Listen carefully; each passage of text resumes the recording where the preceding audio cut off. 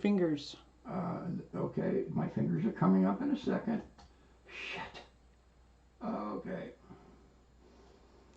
Okay. And 3.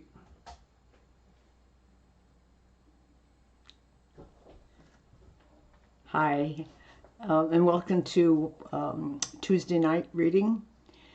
Um, I was thinking about these Walkerville books and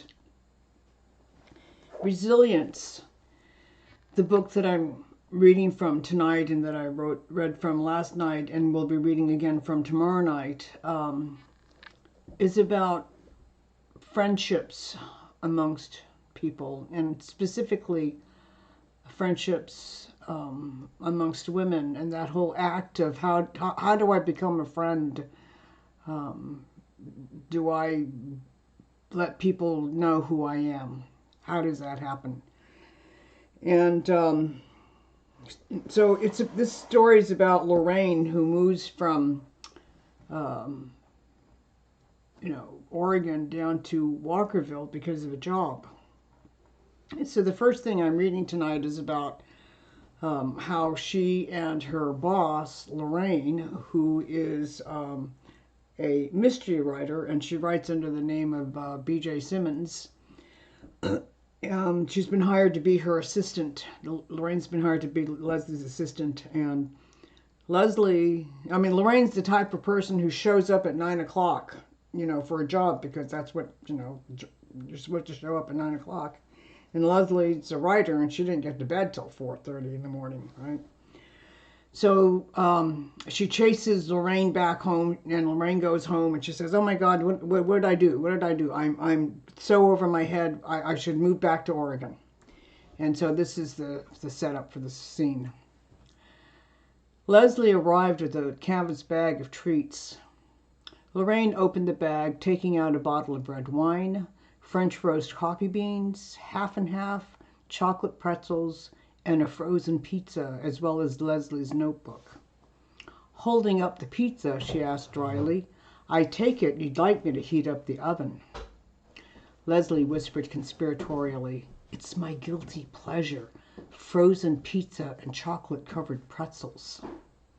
The kitchen table was soon cluttered with food, drinks, notebook, laptop, and other writing aids.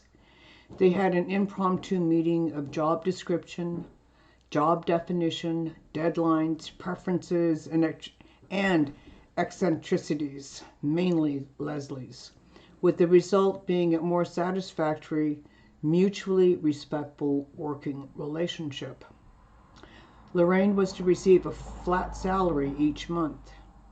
Leslie was resistant to specifying the number of hours that needed to be worked on a daily basis in order to compensate for the salary.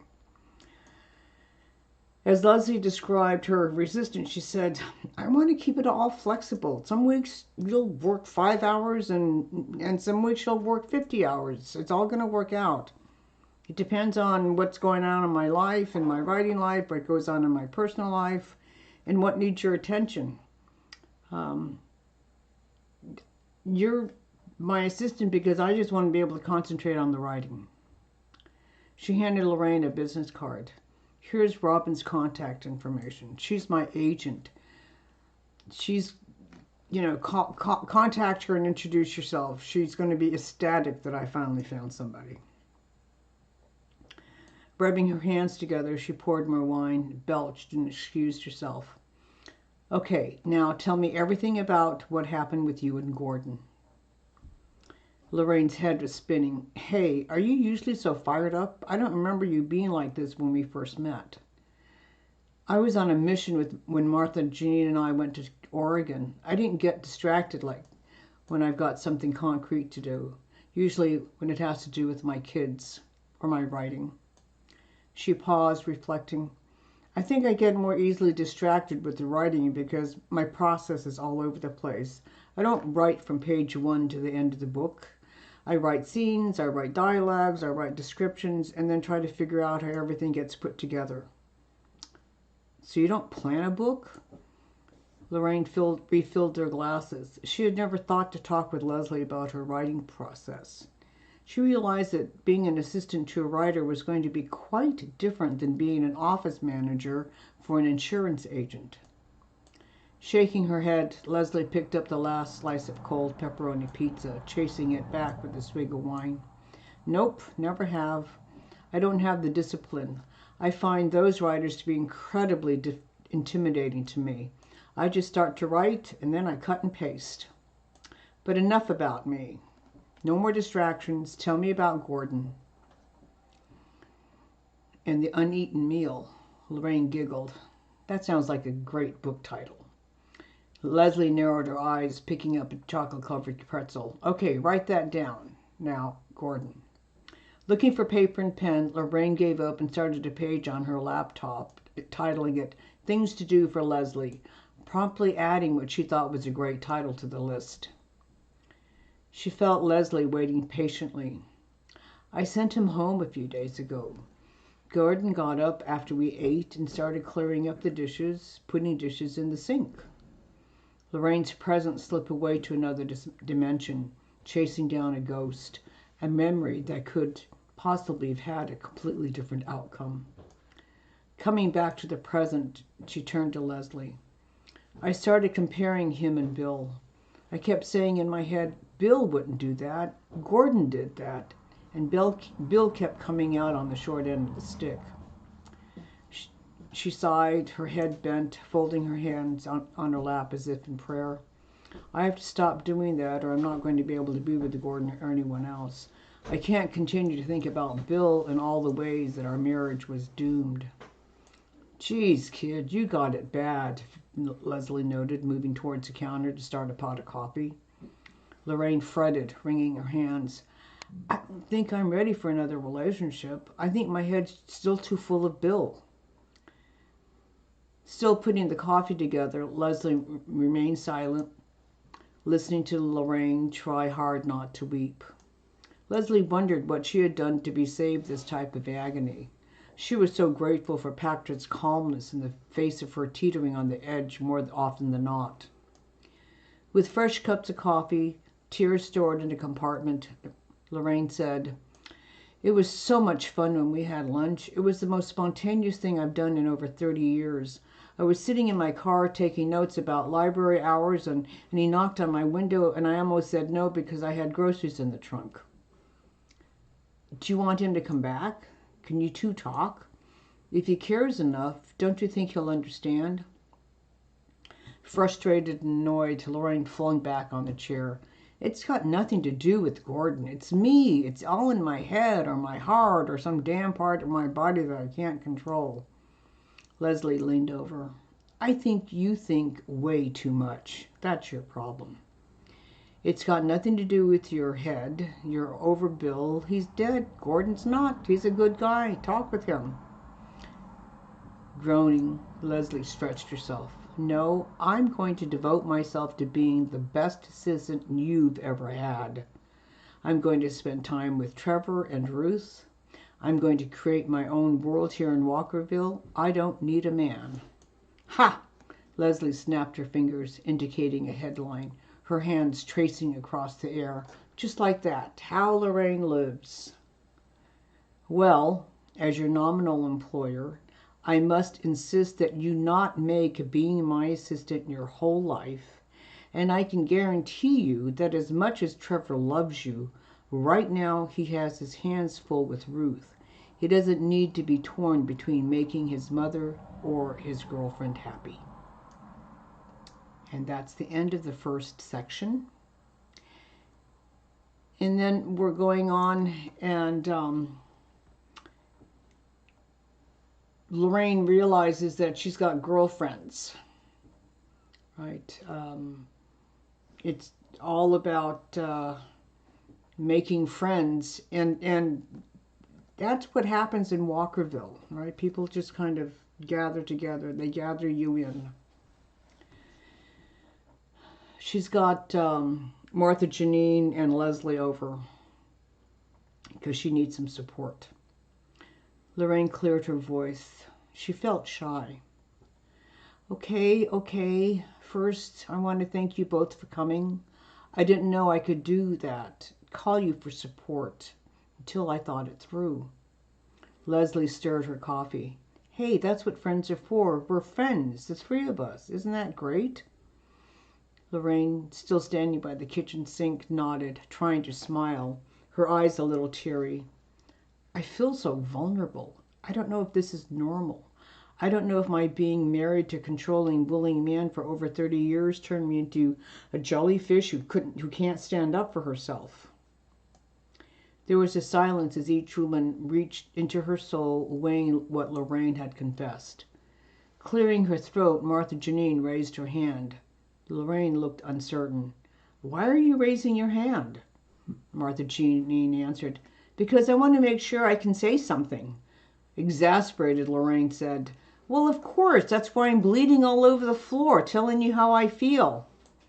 Gently, Leslie asked, so how do you feel? What about being a jellyfish made you so vulnerable?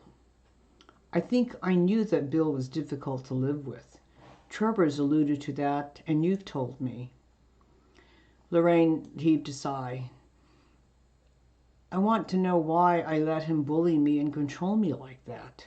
Bingo! Martha Janine snapped her long, tapered left thumb and middle finger. That's the $64 million question, isn't it?